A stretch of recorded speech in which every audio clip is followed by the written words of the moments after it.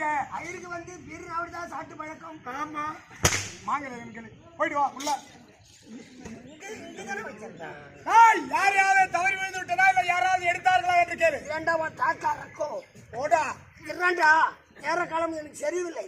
ஒத்திடும் அவிஷ்டு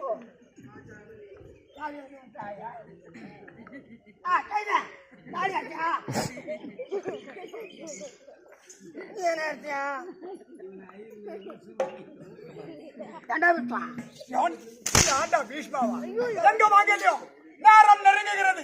யமகண்டம் வருது. எனக்கு தான் யமகண்டம் மாங்கல்யம் இருக்கு.